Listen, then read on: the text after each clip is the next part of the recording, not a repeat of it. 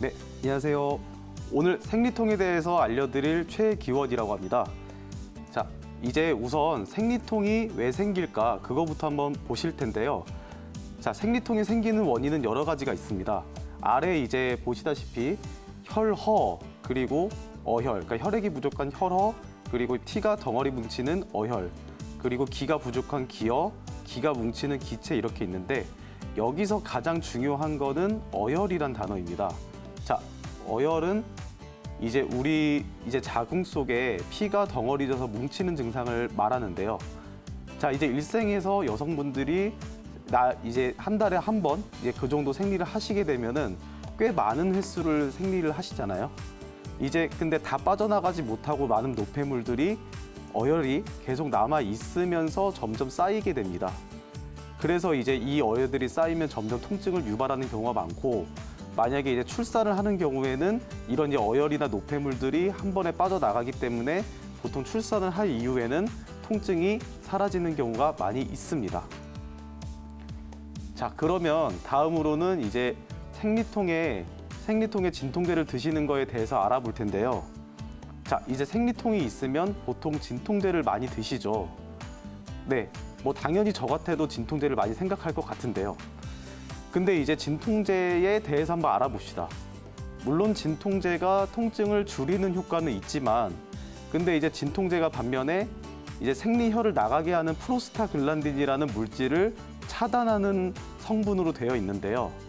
근데 이제 진통제 같은 경우에 이제 프로스타글란딘이 차단이 되면 이제 자궁 순환이 느려지고 약해지기 때문에 자궁의 순환력을 약화시키는 그런 이제 원인으로 작용합니다.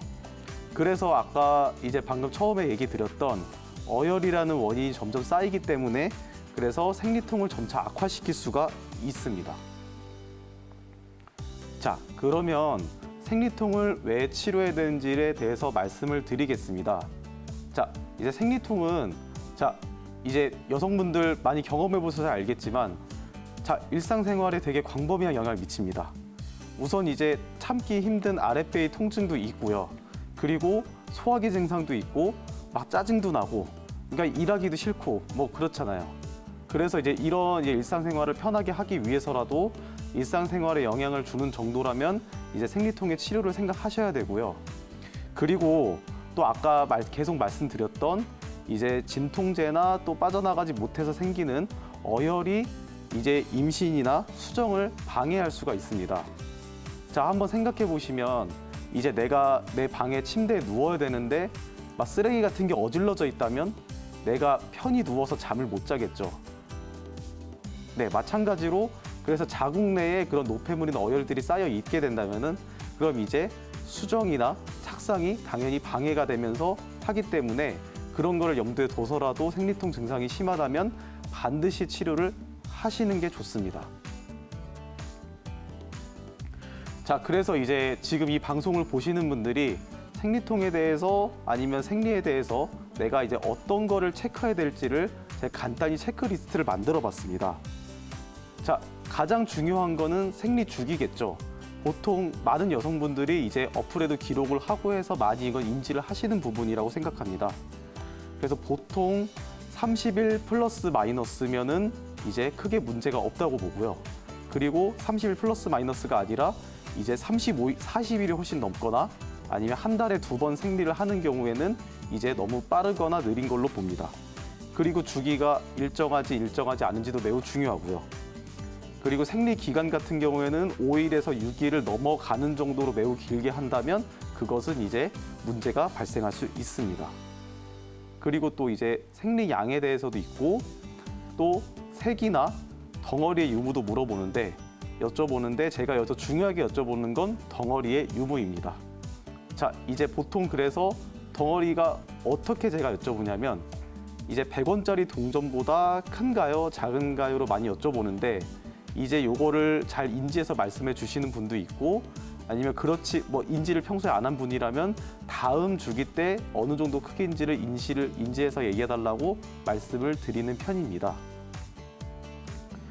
자, 그래서 이제 체크리스트 그 다음을 또 보시면은 또 통증 강도를 알아야 되는데 이게 보통 바스라고 해서 0부터 10까지로 한 통증 척도가 있습니다. 자가 진단이고요.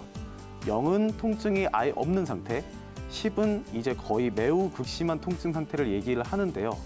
그래서 이제 중간 척도를 이제 5면은 요 정도고 7이면 요 정도고, 그래서 어느 정도 통증에 내가 어느 정도 통증이 있나요를 여쭤보면 그거에 따라서 수치를 기록을 합니다.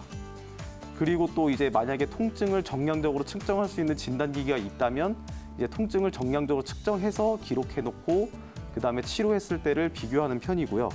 그래서 그리고 또 이제 기간이 어느 정도 통증 기간, 그러니까 이제 생리 기간과 통증 기간이 어느 정도 되는지, 그리고 이제 생리 며칠 후에 시작하는지, 보통은 이제 하루 이틀 뒤에 시작을 하는 편인데, 이제 자궁의 기질적인 병변, 자궁 내막증이나 아니면 이제 자궁근종 등이 있는 경우에는 생리 전부터 통증이 심하게 나오는 경우가 있는데, 제 환자 중에서는 생리 일주일 전부터 이제 생리기가 일주일 후까지 총 2주를 아프다고 하시던 분도 있었습니다.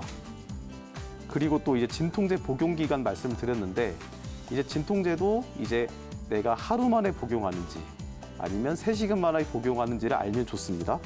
그리고 복용량도 당연히 체크를 해야 되고요. 자, 이제 생리통 치료 방법에 대해서 말씀을 드리면, 우선 이제 진찰을 해야 되는데 가장 중요하게 생각하는 제 진찰법 중에 하나가 복진입니다. 그러니까 복부를 이제 눌러서 진찰을 하는 건데요. 그러니까 복부를 눌러서 어느 장부에 이상이 있고 어디에 이제 균형이 틀어졌는지를 먼저 체크하고, 또 아까 제가 이제 체크리스트로 설명을 드렸을 때 이제 이런 설문지화로 만들어서 이제 환자분이 쉽게 체크를 할 수 있게끔 만들어 놓고 체크하게 합니다. 그래서 이렇게 해서 어느 장부에 이상이 있는지를 정확하게 진찰을 하고요. 이제 여기에 따라서 진찰이 나온 거를 토대로 이제 침치료, 그리고 부항치료, 그리고 전침치료, 그리고 한약치료까지 이제 그 장부의 문제를 해결해서 생리통을 개선하기 위해서 총체적으로 통합적으로 구사를 하여 치료합니다. 그래서 언제 치료하냐면 배란 이후에서 생리 전까지 집중 치료를 하는 편이고, 보통 이제 증상의 정도에 따라 다르겠지만 3, 4개월 정도를 평균적인 치료 기간으로 보고 치료해드립니다. 네, 그래서 이제 생리통 예방 생활 습관을 말씀드리면 우선 저 3가지를 피하시는 게 좋은데, 너무 찬 온도에 노출되거나 또 너무 찬 음식을 드시거나 이런 이제 차가운 기에 노출되는 거를 피하셔야 되고요. 그리고 스트레스, 이제 모든 질환에 마찬가지로 스트레스 피하셔야 되고요. 그래서 이제 이런 기간은 특히 생리 기간 동안에는 더욱 피해 주시는 게 좋습니다. 네, 그럼 지금까지 이상으로 생리통에 대해서 설명드렸습니다. 네, 감사합니다.